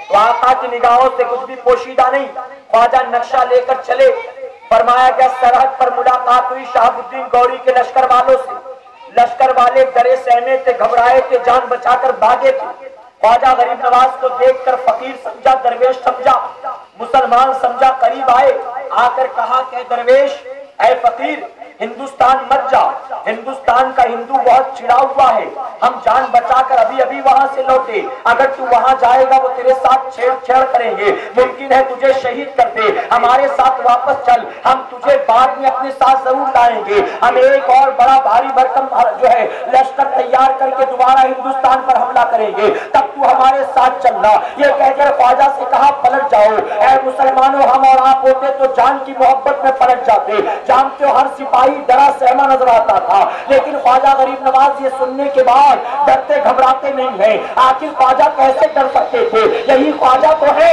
जिनके बारे में मेरे मौला ने फरमा दिया, अला इन्ना औलिया अल्लाह ला खौफुन अलैहिम वला हुम यहज़नून। अल्लाह के बंदे को न किसी बात का डर होता है, न किसी बात का मलाल होता है। ख्वाजा डरते नहीं, बल्कि जानते हो ख्वाजा ने क्या फरमाया था? उस मौके पर मेरे ख्वाजा ने फरमाया, ऐ शहाबुद्दीन गौरी के लश्कर वालों सुनो, तुम हिंदुस्तान पर हुकूमत तलवार के जोर पर करने गए थे। मोइनुद्दीन अपने साथ तलवार लेकर नहीं जा रहा, बल्कि अपने नाना का दिया हुआ किरदार लेकर जा रहा है। मोइनुद्दीन लोहे की तलवार से किसी की गर्दन नहीं काटेगा, अपने अखलाक से मोइनुद्दीन लोगों को अपना दीवाना बना लेगा।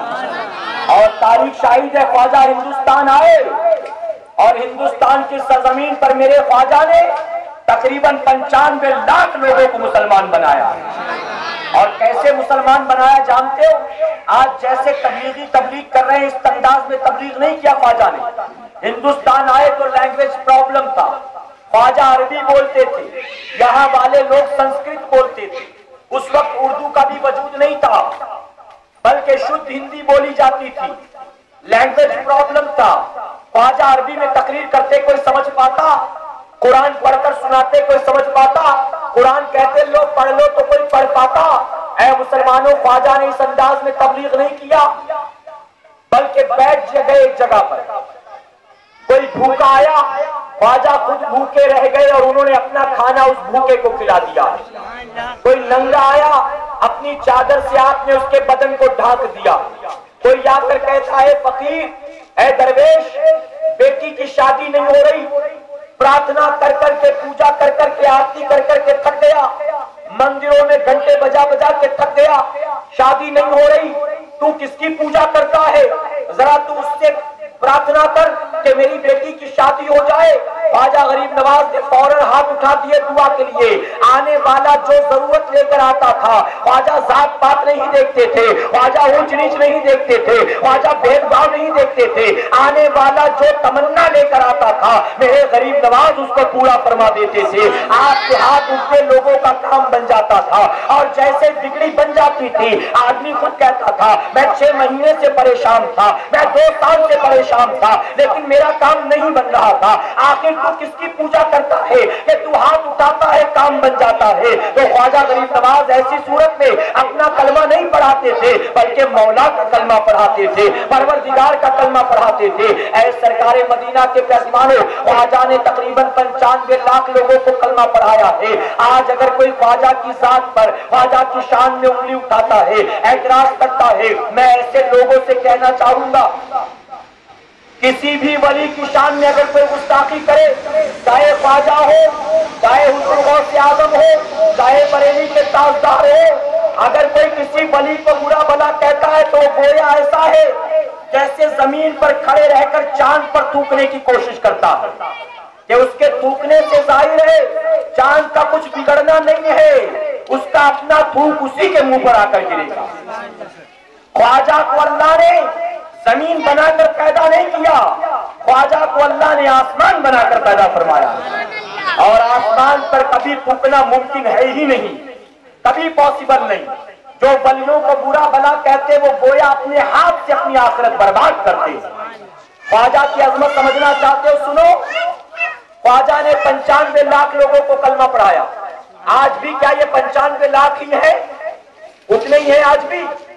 अगर 95 लाख में मानो एक एक को एक एक औलाद हुई तो 95 into 2 कितना हुआ? फिर उनके एक एक हुई, 95 into 3 कितना हुआ? कैलकुलेट करो। ऐ मुसलमानों, मानना पड़ेगा आज अगर एशिया की सरजमीन पर करोड़ों की तादाद में कलमा पढ़ने वाले हैं, इन सब पर एहसान मेरे गरीब नवाज का है। और सिर्फ इतना नहीं है, बल्कि ये करोड़ों मुसलमान जो एशिया में रहते हैं, ये जितनी बार कलमा पढ़ते हैं, इनके हर कलमे का सवाब अल्लाह मेरे ख्वाजा को अता फरमाता। जुमा ही को सही, ये करोड़ों जब जुमा को सजदा करते होंगे, इनके करोड़ों सजदों का सवाब मेरा मौला ख्वाजा को अता फरमाता होगा। माह रमजान में जब हम रोजा रखते, हम सबके रोजों का सवाब अल्लाह ख्वाजा को अता करता है। तो एतराज करने वाला लाख करे, यहाँ तो रब ने ऐसा इंतजाम कर दिया कि लम्हा लम्हा अल्लाह ख्वाजा के मर्तबे को बुलंद फरमा रहा है, शान बढ़ती चली जाती है। मेरे प्यारे आका के पैजवानों, लोग कहते हैं कि तुम वहां क्यों जाते हो मांगने के लिए, वहां क्या मिलता है, वहां मांगने से कुछ नहीं मिलता। इस तरह लोग ऐतराज करते। ऐ सरकारे मदीना के पैजवानों, मैं कहना चाहूंगा कि जो कहता है कि वहां जाने से कुछ नहीं मिलता, मैं कहूंगा वो सही कहता है। एक सुन्नी को जलाल आ गया, उसने कहा आपने इसकी बात को सही कैसे कह दिया, हम कहते वहां जाओ जो मांगो मिलता है। मैंने कहा आपने भी सही कहा।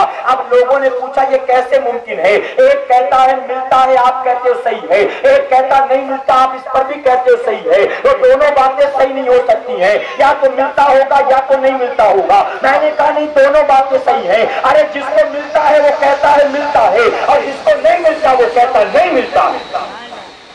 यकीनन हमें मिलता है, और क्यों मिलता है?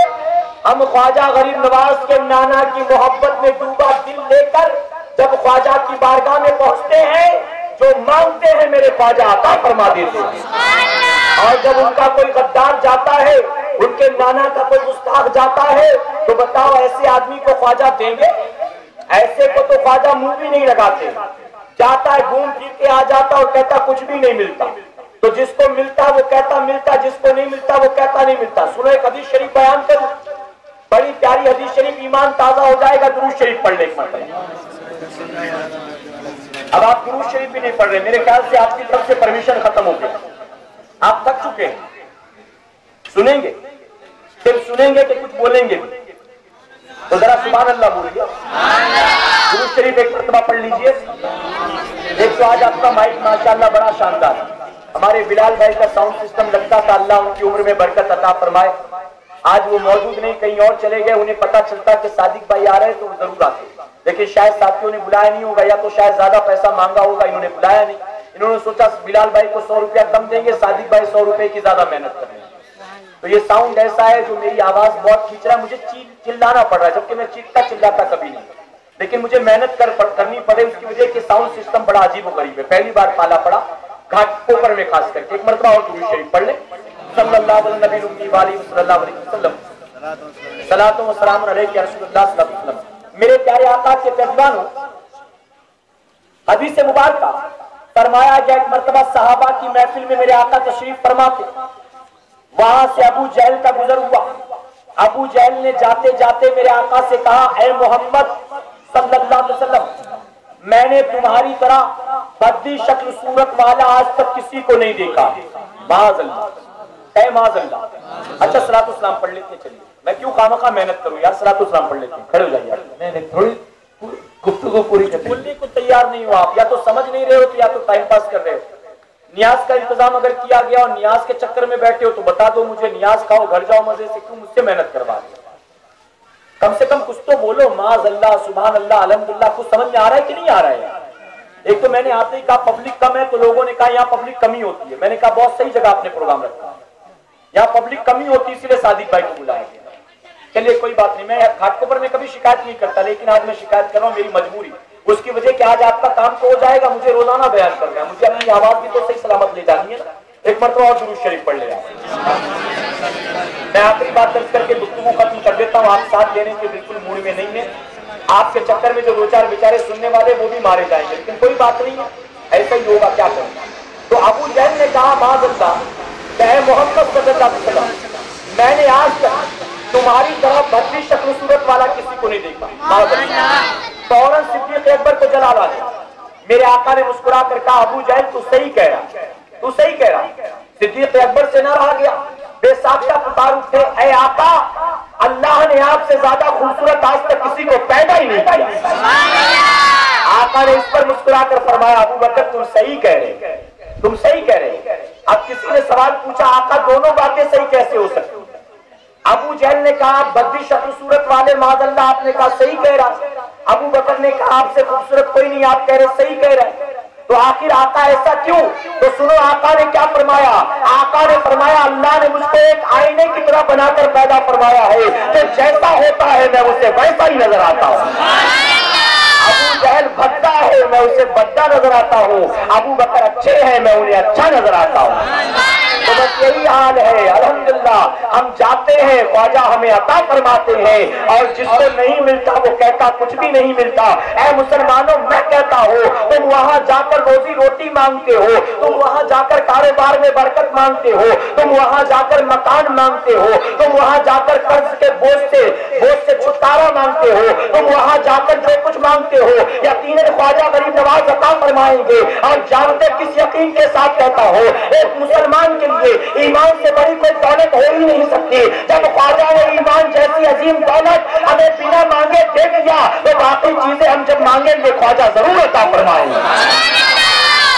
जब ख्वाजा ने ये बिना मांगे दे दिया, रोजी में बरकत मांगोगे नहीं दे सकते, यकीनन देंगे। और ख्वाजा कैसे देते हैं सुनो जरा, कैसे देते हैं। मेरे प्यारे आका के मेहमानों, फरमाया गया ख्वाजा गरीब नवाज की शान सुनकर एक देहाती बहुत दूर से ख्वाजा की बारगाह में आया सफर करके। गरीब आने के बाद भूखा प्यासा बेसवारी के पहुंचा अजमेर शरीफ थका थका। ख्वाजा गरीब नवाज के रोजे पर गया, जाकर कहता है ए गरीब नवाज, बहुत दूर से पैदल आया हूँ, भूखा भी हूँ प्यासा भी हूँ, अब अगर 10 रुपया मिल जाए तो खाने पीने का इंतजाम कर लूं। कहीं से कोई जवाब नहीं आया। उसने कहा मैं बहुत सुनकर आया, आपकी बारगाह में जो मांगो मिलता। 10 रुपए का तो सवाल कर रहा हूँ, कौन से लाखों करोड़ों मांग लिए, 10 रुपए दे दे ताकि जाके खाने पीने का इंतजाम करो। कोई जवाब नहीं आया। वहीं करीब एक बदअकीदा खड़ा था। वो खड़ा था जो कहता है कि ये तो मर के मिट्टी में मिल गए। वो खड़ा था जो कहता है यहाँ मांगने से कुछ भी नहीं मिलता माज़अल्लाह। वो खड़ा सारा तमाशा देख रहा था। अब उस गरीब देहाती से रहा ना गया। जानते भूख प्यास की शिद्दत वक्त के साथ बढ़ती चली गई। उसने देखा कहीं से कोई इंतजाम होता नजर नहीं आता। अब जलाल में आ गया अपने देहाती सिस्टम के हिसाब से। अब उसने अपना हाथ दिखाना शुरू किया। हाथ में एक लाठी थी, जमीन पर पटकता है, ख्वाजा की कब्र के फेरे लगाता है और कहता है कि इतनी दूर से नाम सुनकर आया था और यहाँ देखता हूँ कि कुछ भी नहीं मिलता। अरे 10 रुपया मांगा था, वो भी आप नहीं दे सकते हैं। अब अगर आपने जल्दी से 10 रुपए का इंतजाम नहीं किया तो इसी लाठी से आपकी खबर लूंगा। ये कहकर ख्वाजा गरीब नवाज से मुखातिब हुआ। ऐ मुसलमानों, उसने जमीन पर लाठी को पटका, ये सोच करके शायद ख्वाजा डर जाएंगे, मेरे धमकाने से 10 रुपया मुझको दे देंगे। यकीनन वो लाठी पटक रहा था, ऐसे जुमले जबान पर लाता था, लेकिन ख्वाजा का गद्दार नहीं था बल्कि मोहब्बत करने वाला था। मोहब्बत से बहकर वो कह रहा था भूख प्यास की बात ना ला सका इसलिए ऐसी बातें करता था। अब आपने 10 रुपए जल्दी न किए, इसी लाठी से आपकी खबर लूंगा। बदअकीदा दूर खड़े खड़े सारा तमाशा देख रहा था। आखिर उससे रहा ना गया, करीब आकर जेब से 10 रुपए निकालता है, इस गरीब के हाथ में रखा और रखकर कहता हम लोग इसीलिए तो मना करते हैं, यहाँ आकर कोई फायदा नहीं है, ये मरकर मिट्टी में मिल गए, इनसे कुछ मांगो तो मिलता नहीं है। मैं 10 रुपए में देता हूँ, अपने खाने पीने का इंतजाम कर, अपने गांव जा, आज के बाद वापस कभी यहाँ पर मत आना। ये कहकर 10 रुपए उसके हाथ में दिए। अब जैसे गरीब के हाथ 10 रुपया लगा, उसने फौरन उसको आंखों से लगा लिया और मुस्कुराते हुए कहता है ऐ ख्वाजा, जैसा सुना था यकीनन वैसा ही देख लिया। आपकी बारगाह में आया था बहुत सुनकर आपके बारे में। ऐ ख्वाजा, आपने दिया तो सही, लेकिन बड़ी हैरत होती है, आपने दिलाया भी तो कैसे गुस्ताख से दिलाया है, दिलाया भी तो कैसे गद्दार से दिलाया है। ऐ मुसलमानों, यकीनन देने वाला गद्दार था, लेकिन उसके दिल में देने का जज्बा जो है मेरे ख्वाजा ही ने पैदा फरमाया था।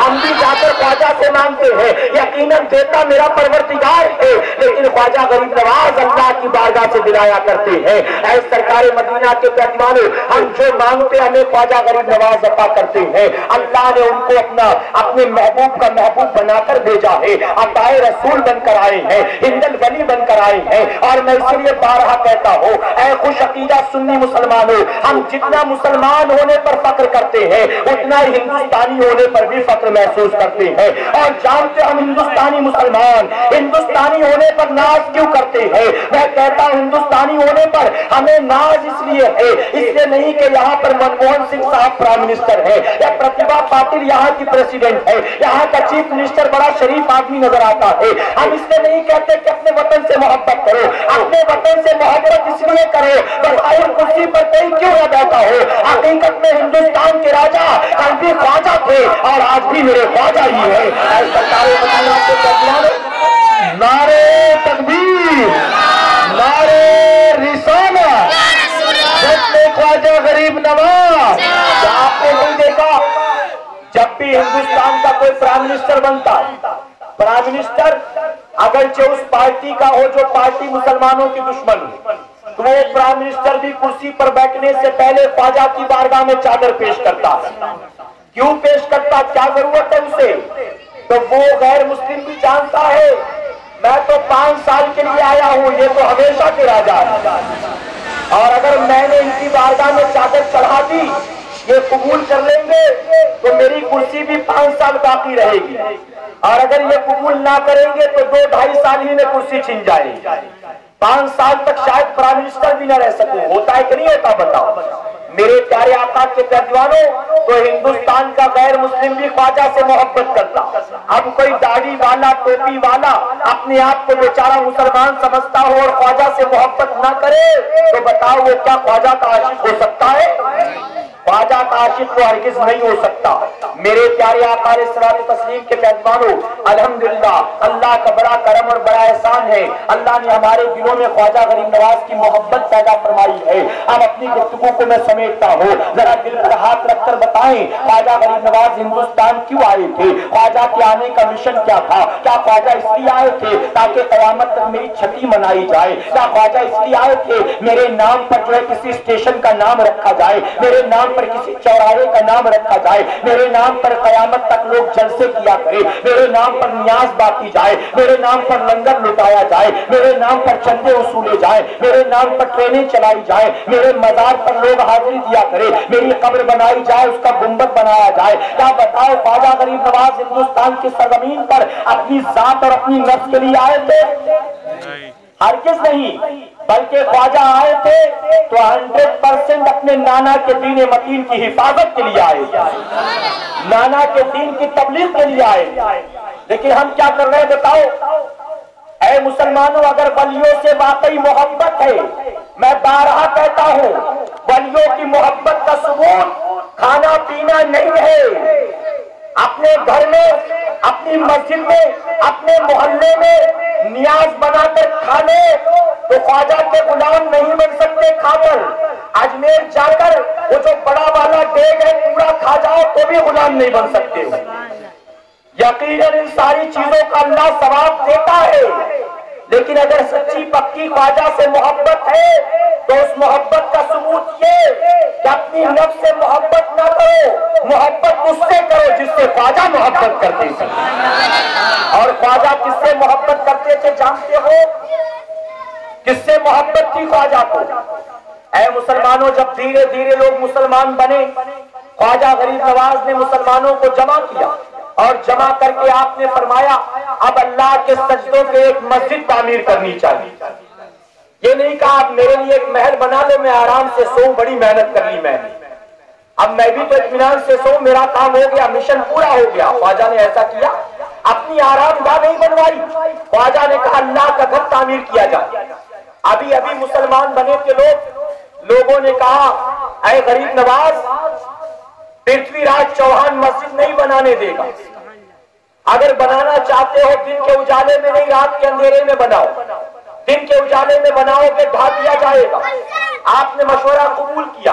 अब यहाँ सुन ले, कमेटी वाले, मस्जिद वाले, ट्रस्ट वाले, अपने आप को टोप न समझा करो। मशवरा तो गरीब नवाज भी करते थे, हालांकि गरीब नवाज को मशवरे की जरूरत नहीं थी। अभी 2-4 दिन पहले लोगों ने कलमा पढ़ा था, ख्वाजा कहते मैं जो कह रहा हूँ वो करना पड़ेगा, मुझे तुझसे मशवरा करने की जरूरत नहीं है। ख्वाजा ने मशवरा करके बता दिया कि मैं ख्वाजा गरीब नवाज होकर भी मशवरा करता हूँ, और इसलिए करता हूँ कि मशवरा करना अल्लाह उसके रसूल की सुन्नत मुबारक है। और यहाँ हमने देखा कोई मस्जिद का ट्रस्टी बन जाए तो ट्रस्टी नहीं समझता है, अपने आप को मालिक समझने लगता है। ऐसा लगता है कि मेरे बाप से मुझको विरासत में मिली। मुअज्जिन को भी आंख दिखाएगा, खादिम को भी लोगों के सामने झिड़केगा और इमाम से कहेगा इमाम साहब जुमा में जरा ये तकरीर करना। शर्म नहीं आती है, दाढ़ी नहीं है, जुमा के अलावा कोई नमाज पढ़ता नहीं, इमाम साहब को मौजू बताता हजरत ये बयान करो तो अच्छा होगा। पोजीशन सारी कमेटी वाले, ट्रस्ट वाले, मस्जिद की इंतजामिया, गलत तो नहीं कह रहा मैं, और वो इसलिए कह रहा हूँ जाती तजुर्बा है, जाती तजुर्बा। मेरे प्यारे आका के प्यारे दीवानों, ख्वाजा ने मशवरा किया, लोगों ने कहा रात के अंधेरे में बनाओ तो बन जाएगी, दिन के उजाले में मुमकिन नहीं।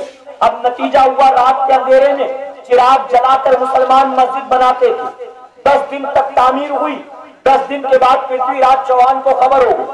अब जब खबर हुई कि मुसलमान कोई इमारत बना रहे, ये नहीं पता कि मस्जिद बनाते, इमारत बन रही है, पृथ्वीराज चौहान घबरा गया ये सोच करके कहीं गरीब नवाज अपना महल तो नहीं बनवा रहे। अब उसने दरबारियों को बुलाया, मशवरा किया कि बताओ क्या किया जाए। हालांकि वो चाहता, फौज को हुक्म देता, लश्कर भेजता, ढा दी जाती मस्जिद, लेकिन उसने ऐसा नहीं किया। क्यों? पृथ्वीराज चौहान जानता था कि मोइनुद्दीन अजमेरी से सामने से मुकाबला नहीं किया जा सकता। सामने से मुकाबला करके बेचारा देख चुका था।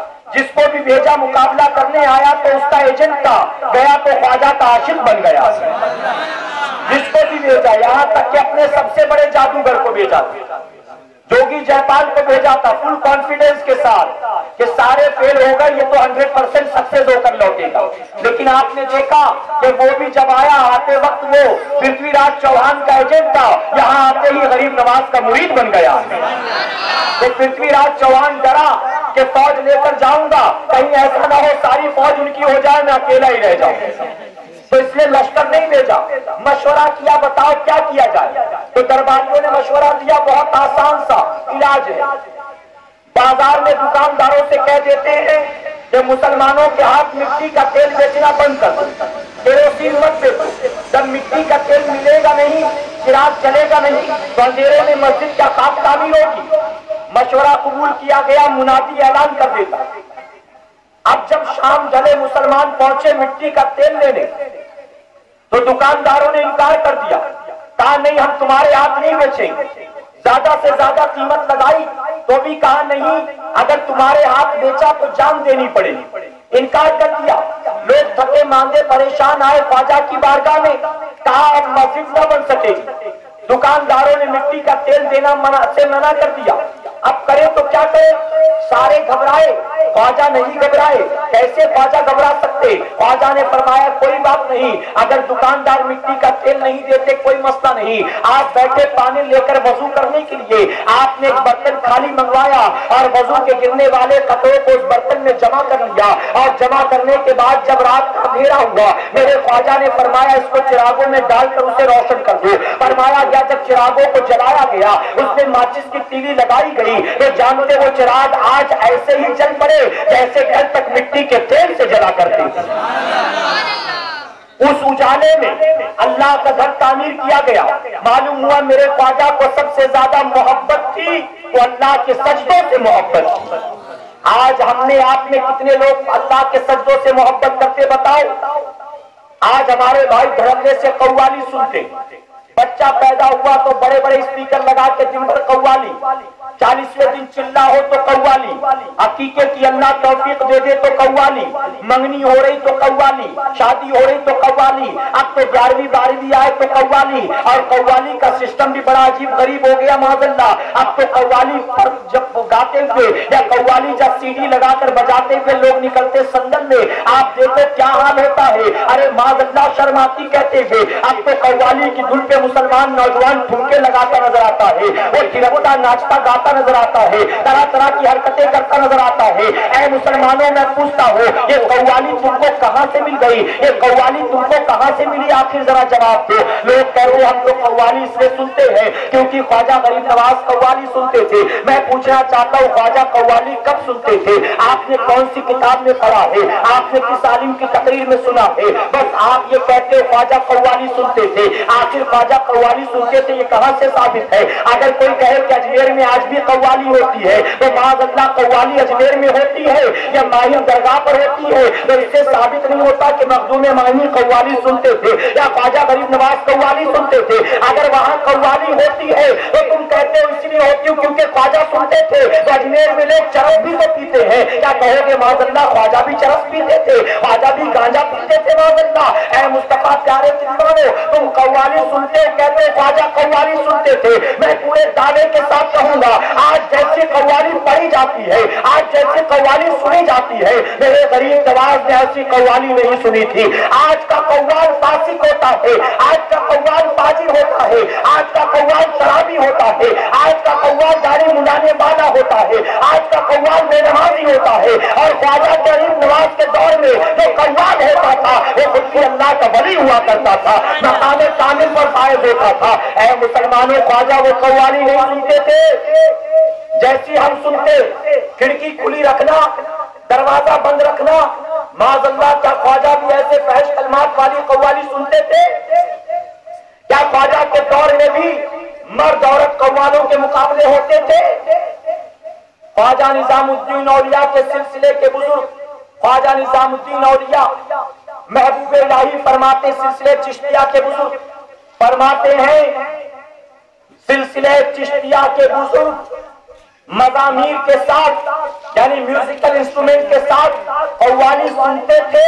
अगर ये कोई कहे तो ये सिलसिले चिश्तिया के बुजुर्गों पर बहुत बड़ा बहतान। ख्वाजा निजामुद्दीन औलिया फरमाते, आप कहते कव्वाली ख्वाजा सुनते थे, मैं पूछता हूं कब सुनते थे? मैंने ख्वाजा की जिंदगी पढ़ी, उलमा से सुना, जिंदगी के हवाले से आता, मेरे ख्वाजा ने 40 साल तक इशा के वजू से फजर की नमाज को अदा फरमाया। तो कव्वाली फजर के बाद सुनते थे, कव्वाली नाश्ते के टाइम सुनते थे, कव्वाली ज़ुहर के टाइम सुनते थे। कब कव्वाली सुनते थे? ख्वाजा के पास तो अल्लाह के सजदों ही से फुर्सत नहीं थी, कव्वाली कब ख्वाजा सुनते? अपनी नफ्सानी ख्वाहिशात को पाए तकमील तक पहुंचाने के लिए माज़अल्लाह ख्वाजा को बदनाम क्यों करते हो? और अगर कोई कहे मैं साबित करता हूं ख्वाजा कव्वाली सुनते थे, तो मैं उससे कहूंगा ठीक है, अगर सुनते थे तो तू बता, क्या ख्वाजा से तुझे सिर्फ कव्वाली मिली? ख्वाजा तो अल्लाह के सजदे भी करते थे, ख्वाजा तो कुरान की तिलावत भी करते थे, ख्वाजा ने तो 95 लाख काफिरों को कलमा भी पढ़ाया है। तू खाली कव्वाली सुनेगा, कलमा पढ़ाएगा किसी को, कुरान भी पढ़ेगा, कभी जुमा के अलावा कोई नमाज भी पढ़ेगा? खाली कव्वाली सुनने के लिए ख्वाजा के आशिक है, ख्वाजा के गुलाम। ये ख्वाजा गरीब नवाज को बदनाम करने का इंतजाम है। ऐ सरकारे मदीना के दीवानों, तौबा करो अल्लाह की बारगाह में, सच्चे दिल से तौबा करो। ख्वाजा गरीब नवाज खुद फरमाते, गौर से सुनो, दिल के मियां खाने में जगह दो, आप थकने लगता है नहीं। सुभान अल्लाह, इंशाअल्लाह बहुत गौर से सुनना। ख्वाजा गरीब नवाज अपनी किताब में लिखते हैं, एक घोड़ा दिन में 70 मरतबा अल्लाह का शुक्र अदा करता है। ऐ अल्लाह, तेरा बड़ा करम, तेरा बड़ा एहसान, तूने मुझे घोड़ा बनाकर पैदा किया, अच्छा किया तूने मुझे गधा बनाकर पैदा नहीं किया। आगे फरमाते, गधा दिन में 70 मरतबा अल्लाह का शुक्र अदा करता। ऐ अल्लाह, मैं गधा हूं, लोग मुझे हिकारत की नजर से देखते, एक दूसरे का मजाक उड़ाते तो मेरा नाम लेते, लेकिन फिर भी तेरा करम और एहसान, मैं गधा बनकर पैदा हुआ, अच्छा हुआ कुत्ता बनकर पैदा नहीं हुआ। आगे गरीब नवाज फरमाते, कुत्ता दिन में 70 मरतबा अल्लाह की बारगाह में अर्ज करता है, मौला मैं कुत्ता बनकर पैदा हुआ, कूड़े करकट के ढेर पर पड़े हुए सामान खाता फिरता हूँ, लोग दुत्कारते हैं, मारते हैं, भगाते हैं, तूने मेरे थूक को नापाक किया, लेकिन मौला फिर भी तेरा करम और एहसान, मैं कुत्ता बनकर पैदा हुआ, अच्छा हुआ खिंजीर बनकर पैदा नहीं हुआ। आगे फरमाते, खिंजीर अल्लाह की बारगाह में दिन में 70 मरतबा अर्ज करता है, मौला मैं खिंजीर हूँ, नापाक जानवर हूँ, नजासतों को खाता हूँ, गंदगी को पसंद करता हूँ, मुसलमान मेरे करीब आना क्या, मेरा नाम लेना भी पसंद नहीं करते, लेकिन फिर भी तेरा बड़ा करम है एहसान, मैं खिंजीर बनकर पैदा हुआ, अच्छा किया तूने मुझे बेनमाजी मुसलमान बनाकर पैदा नहीं किया। ये कौन कह रहा है? ऐ मुसलमानों, वो जिनकी छठी मनाते हो। घोड़ा गधे को अपने से बदतर समझता है, गधा कुत्ते को अपने से बदतर समझता है, कुत्ता खिंजीर को अपने से बदतर समझता है, और खिंजीर जैसा नापाक जानवर बेनमाजी मुसलमान को अपने से बदतर समझता है। अल्लाह ने अशरफुल मखलूकात बनाया, और हाल ये कि खिंजीर देके हमें तो फक्र करे कि हम तो इससे अच्छे हैं। अल्लाह अकबर। ये ख्वाजा फरमाते हैं, छठी मनाकर निकल जाओगे, ख्वाजा राजी होने वाले नहीं। मजार पर पहुंचकर 100-200 की चादर चढ़ा दोगे, ख्वाजा सेट होने वाले नहीं। उनकी डेग में उतार कर सोने की अंगूठी या कंगन डाल दोगे, ख्वाजा राजी होने वाले नहीं। ख्वाजा के वाकई गुलाम हो, आशिक हो, 100% नहीं, 1% भी ख्वाजा से मोहब्बत है।